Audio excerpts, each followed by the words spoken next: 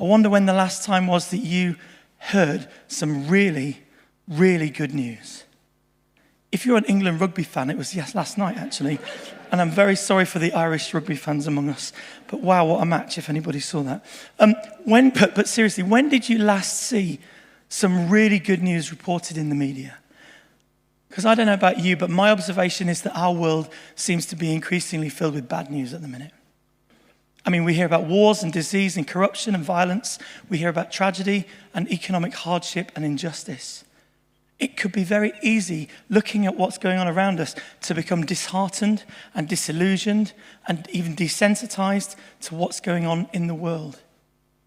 And the way that our world is going, is it any surprise that many of us, all of us in fact, are looking, searching, trying to find some kind of good news somewhere along the way?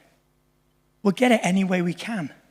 And human beings have spent decades and lifetimes and centuries trying to save ourselves from our own brokenness and the bad news that we see around us. And what usually happens over history is that we try and do that through our own human effort. Now, that might be through religious means, or it might be through secular means. The religious version of doing our own good news is being seen to do the right thing in public, or maybe even in private. Maybe it's going to church or living with good morals or helping others or doing good, kind of doing things to be sort of seen as being or just to try and do the right thing. And none of those are bad things. But if we do that without any real reference to an active internal relationship with God, or even worse, if we have some kind of skewed view of who God really is, then that just ends up coming down to our own human effort. We're saved by our human effort, or we think we are. And the secular version of that is that, if you look at the world around us, it's built on achieving independence and success, isn't it?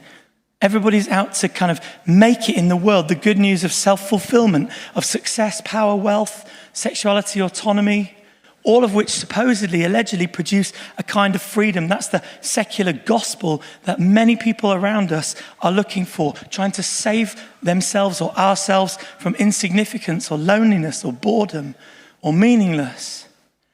But as we hear time and time again, we hear success is temporary, beauty fades, and popular approval moves on.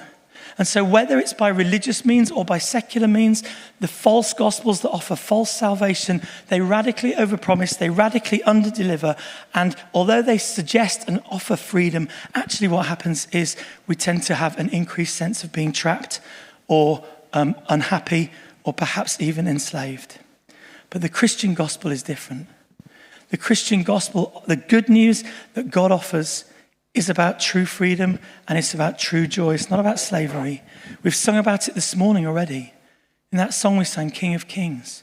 The whole story of the gospel's laid out there. The Bible offers people freedom. It offers it to all people for all of time. And this is the gospel we're invited into. It's bold, it's radical, and it's countercultural. It goes deep and it changes lives.